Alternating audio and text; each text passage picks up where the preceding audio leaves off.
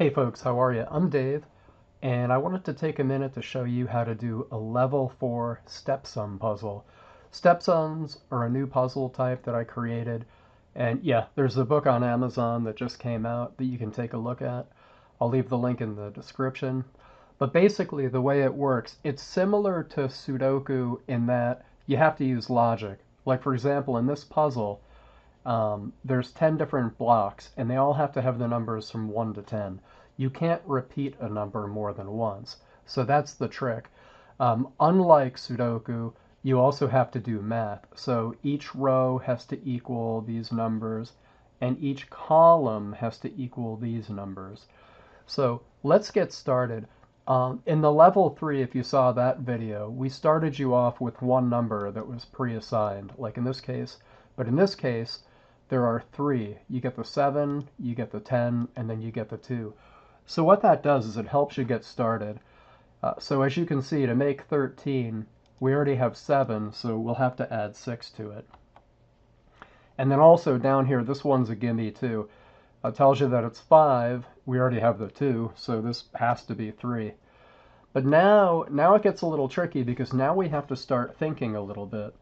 And your kids are going to love this. Adults are going to love this. These puzzles are really probably good for kids and adults, just like the smaller ones, the level 6, or the level 3. What we have to do now is start using some math. So we know that in this, to get 23, we already have 6. Between these two squares, we need to have 17. There's only a few different number combinations we can use, and we can't use the 7 or the 10. They're already being used. So we know that it's either an 8 and a 9 or a 9 and an 8. So let's just plug one of those in and see what happens. And of course it's Excel. Oh, by the way, the book is a paperback. I'm just using Excel as an example just to show you how it works. So it's kind of like having an eraser. I'm going to do 9 and 8.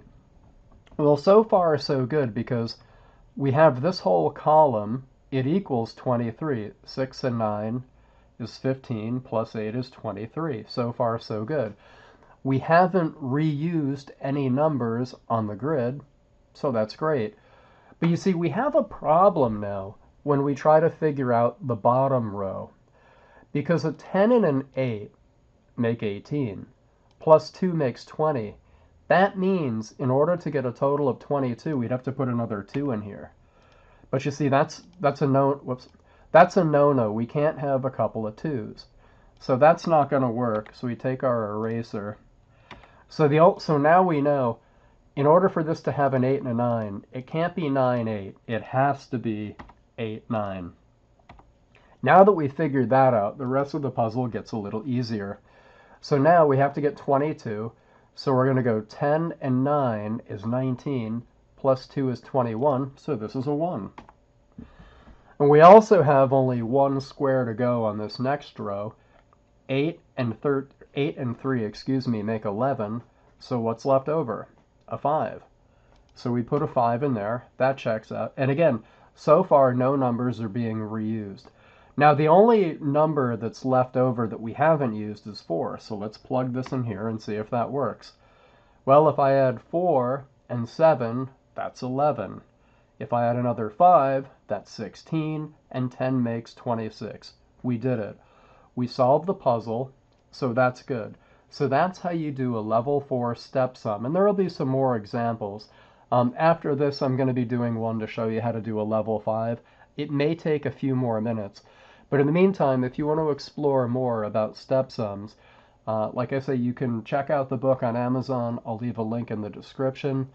If you like this video, please hit the like button. Please think of subscribing.